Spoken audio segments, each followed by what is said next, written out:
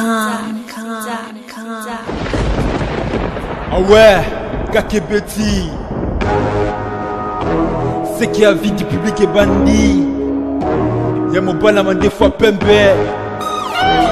Didier Masuki, Andy Chou, Narcisse Tesoro, Afrique, Amérique, Europe, Asie. Bonsoir à tous, Batounes sur Alanda Bébé Lopez en personne. Donc, naye susuka ko c'était Sabino Bafan en public kwa bino sobozo landanga. Donc lelo penda na ye mingi. Naye penda ko lobela mingi na ba sujet ou bolobaka contre biso ba chroniqueurs, c'est vraiment bolobaka moi si sokaza chroniqueurs donc Azandumba bolobaka moi chroniqueurs abala kate chroniqueurs abimaka na ba musiciens chroniqueurs abimaka na ba producteurs et ça bon côté.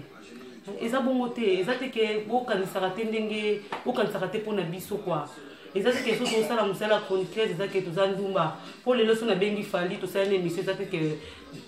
nabimi na fali to nabengi fere to wera eza te ke nabimi na bango mais non bolongola baide wana vraiment na mutu vraiment na bafani na mutu nyonso olanda bebe eza bongo te eza bongo te bomeka quand même bolinga boyeba ba réalité po biso tozana mpona kopesa bino bainformation biso tozana mpona kosepelisa bino donc eza te question kozosala mosala c'est-à-dire obala te bolobaka biso bachroniqueur toya lesbienne mais non c'est faux na akosi bino ke chroniqueuse aza droit aobala te na akosi bino ke chroniqueuse fo azalaka lesbienne eza bongo te po eza mutu nyonso tosala mosala mutu na mutu azala mosala ne mutu na mutu azala eloko nini oyo alingaka asala na mokili bon siko tolobaka neti mutu asala akenda mosala mutu mpo baengage na entreprise moko boye il faut kotia demande siko so okotisi demande barépondre yo obandi mosala siko toloba nini c'est que mutu ana bimai na patron donc boloba makambo meka mpe kosala quand même banalise donc so chroniqueuse aza mutu eza n'importe qui te oyo il faut azala soki ndenge nini oyo nde bozokanisa en public eza bongo te ozomona il faut bima soki na producteur eza lokuta bakosaka bino baliaison bosalaka eza bongo te eza bongo te eza faux archifaux mpo ngai naza nanga chroniqueuse na oyamba mutu nyonso weka so aye nasali na émission lokwa aza pire vie na ngai nasali na émission eleki bongo esili la bongo mais c'était que soka wera ye to sali na émission to faire to fali et comme que chroniqueuse eza bongo te potika kosali ba réputation na biso po biso to sala poto memela bino ba information poto se pesa bino public mais tant beaucoup déjà ko kanisa mabe que to bimana ba producteur non c'est-à-dire mutu nyonso to ana monda te tanga zo sala to zo sala lo mo c'est-à-dire ezana lo mo ka sala après na sima nango omoni na sima nango yebani ezala te po mutu na mtaza rôle na mutu mtaza rôle na po respect ya mutu e utana pa na emoko uzomona respect mutu uta pa na emoko neti ngai Bébé Lopez en personne na ye kopesa bino sujet wana po eyokama trop po mutu susu ko yebise oza chroniqueuse chroniqueuse bino ba chroniqueuse bola bandumba bino ba chroniqueuse bola ba lesbienne bolingana bino na bino ba chroniqueuse bino zana bolala na ba producteur bino ba chroniqueuse ba eza bongo te nga seka na kamoka sono oyo kango ke chroniqueuse aza global te na kosio chroniqueuse obala aobala pe mobala na olinga aolinge na musala na ye aolinge ndenga yo kutela ndenga za et ça c'est question na za chroniqueuse de dans droit obala te mais non libala ndeza libala ba fokusango te libala ba lukango te libala za mokwana nzambe ndeti nga Bébé Lopez à personne ceux qui na vivre na mutu par exemple muta proposer nga libala oui na obala pe na obala na osignaler pe public que non Bébé Lopez en personne le na comme madame intel c'est comme ça. Et ça c'est que mutu nyonso tout ce qu'on ça musalo abala kate les idées bolonga vraiment ba idée wana tous les fans nanga mutu nyonso olanda Bébé eza lokuta na yebiso ke Bébé ni chroniqueuse abala te nani eza lokuta mutu na mutu aza musala na ye mutu na mutu aza ronde yo la mukana na tongo ke kayu ola muki na tongo oke soki ko luka mwa ba copie no ya mikemike eza pe ndenge moko pe na biso po biso tozala wana po na ko sepelisa bino to memela bino ba nouvelle yango botala eza te ke to sala bongo to bimina producteur po eza bongo te eza ke to sololaka eza lokwa demande po ngalelo po lelo na commander na zabo Bébé eza ki demande na sali na kuta na producteur nanga to sololi to signer ba contrat na osa musala na ngai en public pour nous sepesa monde entier c'est pas dire que na leka ki soki na ba kanemo eza faux archi faux na bolongo la vraiment makanisiana ba tunyo surtout balandaka o ba kanisaka ke ba chroniqueuse ba ndumba ba ba lesbienne ba chroniqueuse ba balaka te eza vraiment lokuta bo meka quand même kolongola idée wana na mutu na bino po esala mate po yo ko ya pa na les émissions na ko yamba na ngai na minute na yambi fere to ça une émission eza bongo to ça une émission si na yambi fali na yambi héritier na yambi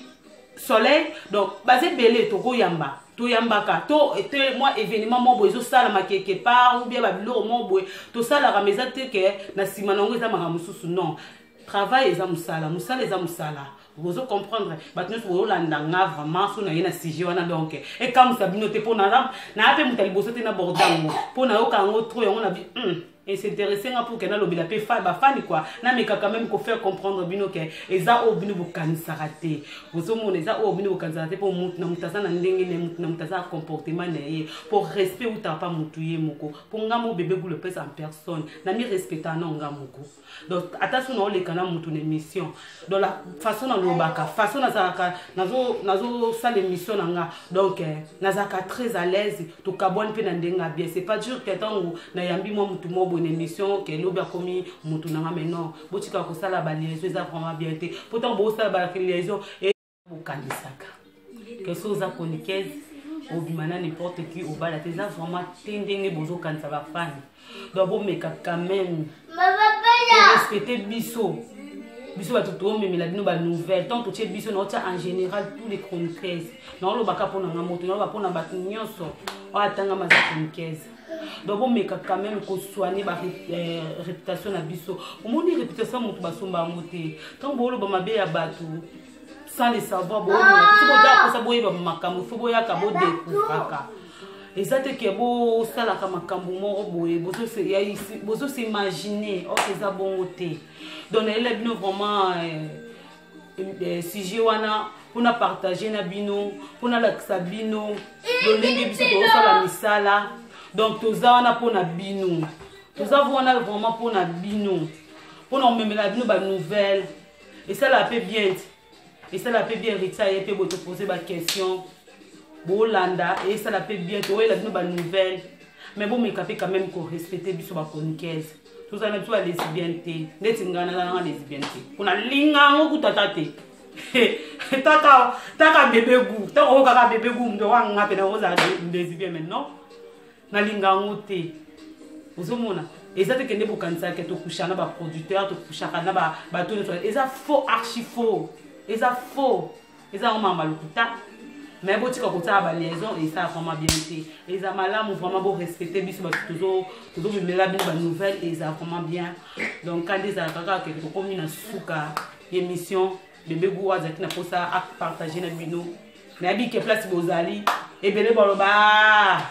comme une suka émission nanga donc on a fait simbo te na denzu dans les grands sapeurs donc yo nous kangi ma solo denzu nanga bandeko do ba bote na place ozali na pesi mesdames moi ça mon ele donc maman ya ba metiola tout na pesi ba gros bisous place ozali Jean David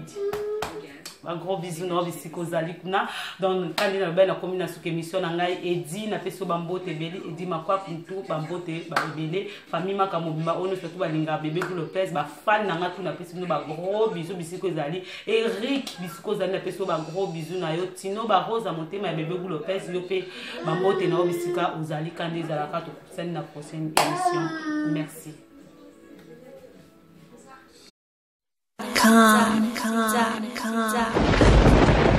Ah ouais, Kakebeti. C'est qui a vie du public et bandit. Y'a mon balama des fois Pembe. Didier Masuki. Andy Chou, Narcisse Desarons.